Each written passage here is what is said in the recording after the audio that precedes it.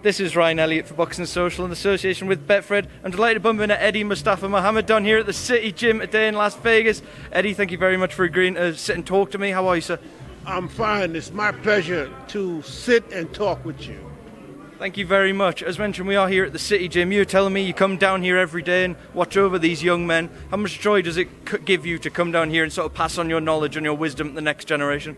Well, this is what I do. I've made 10 world champions already, and I come down here I'm not going to just keep my skills to myself. That's being selfish. So I lend my skills out to these young guys, up-and-coming guys that want to be world champions. And I've done that 10 times. Now, we'll come on and talk a bit about your career in a minute, but you've been retired for over 30 years now. Do you sometimes sit and wonder where the time went?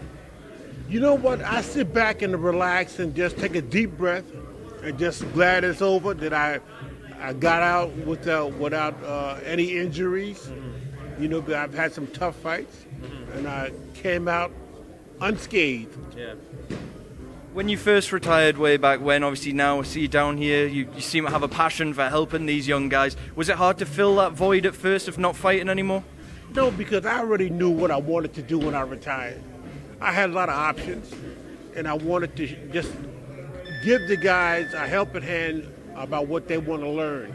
They want to be like me. I always tell these guys when they say, I want to be like you, I said, no, I want you to be better than me.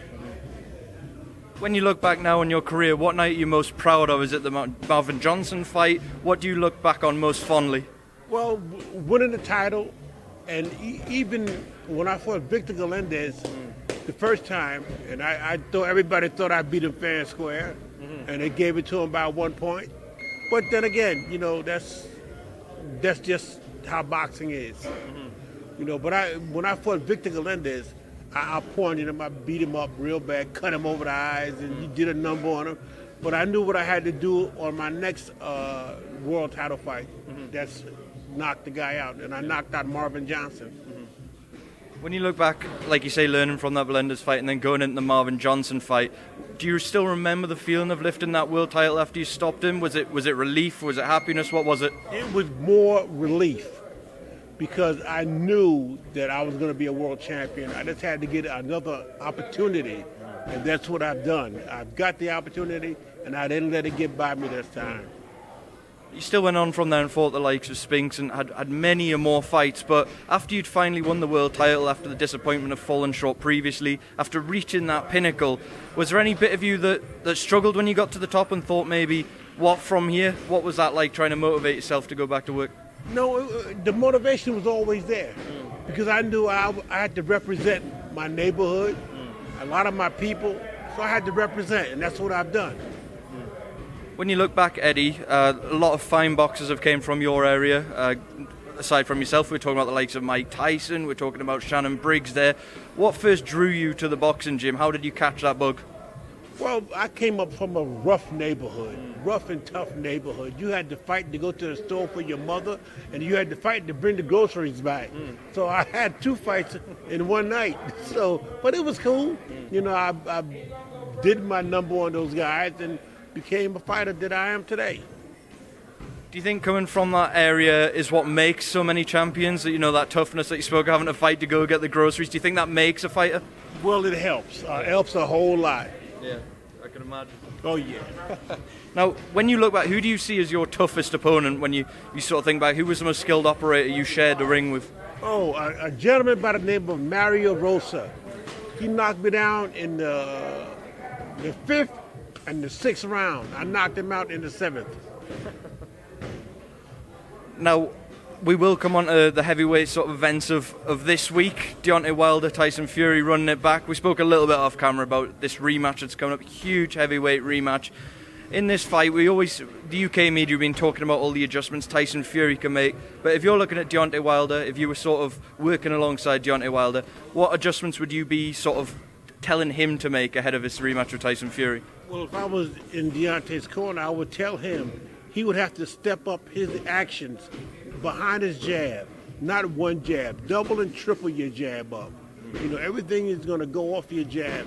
You can hook off your jab. If he does that, he can win the fight easy. And then again, you got to remember, Tyson has a cut from his last fight.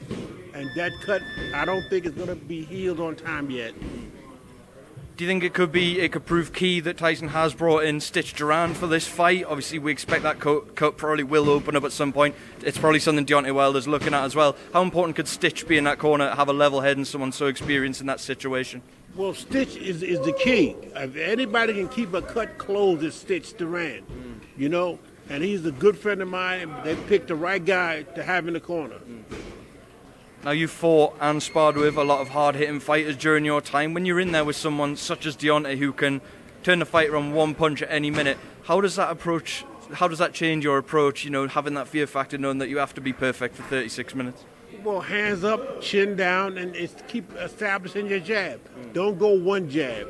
You double and triple that jab up. That's what you do. One more thing I want to get your thoughts on before I let you go, because I need to shoot and I'm very appreciative of your time as well.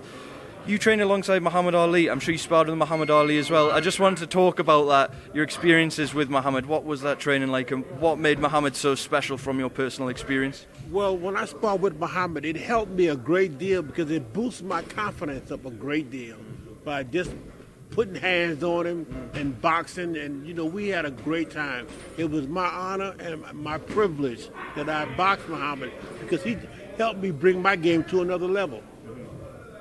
What was Muhammad like away from the ring as well? You said he brought your game to another level, but what was Muhammad the person like? Well, Muhammad was a down-to-earth guy. You know, he invited you to his camp, and you had a lot of fun. It wasn't a job, it was fun. You know, and that's what I've learned from Muhammad. I had a great time, and I missed that time also. Do you remember what it was like the first time you stepped in to spar with him? Can you recall that experience? Yeah, he said he wanted to kick my ass. I said, well, come on, let's go, because I'm going to kick your ass. And we had an ass-kicking time. Do you think he appreciated you more because of that you matched him with that and you gave him that good work, both of you willing to try and take each other's heads off? He appreciated what I've done for him, and I appreciate what he's done for me. When you're here and you're watching these young men spar today, how is it different from when you used to get in the gym and get gloves on with the likes of Muhammad Ali? I'm guessing back then it was a lot more warlike in the gym. How's it changed? Well, it's changed because, you know, Ali brings a crowd, and Ali was hugely popular. And when you box Ali, you had to be ready because his hands were so fast. So you had to be ready. So I had to get in there and be ready, and let's go. Now, before I let you go, Eddie, we're just sort of looking at your ring collection there. I was just hoping you could talk me through a couple of them. You showed me you got a ring from Ali. You've got your Hall of Fame ring there. Could you just show them up to the camera firstly for me? This is my Hall of Fame ring here. Beautiful Nevada Hall of Fame. I'm very proud of that ring. And I'm also proud of the ring that I received from Ali with his name embroidered. And I got 2 Ali rings, and I wear them proud because he was a great friend of mine. Are you in a way more proud of those Ali rings than you are the Hall of Fame ring? Exactly. Ali was more than boxing. He transcended boxing. You know, and it gave me something to look up and look forward to. Well, Eddie, thank you so much for your time, and thank you for showing us these wonderful rings as well. I'll let you crack on with these young men, but thank you very much. Okay.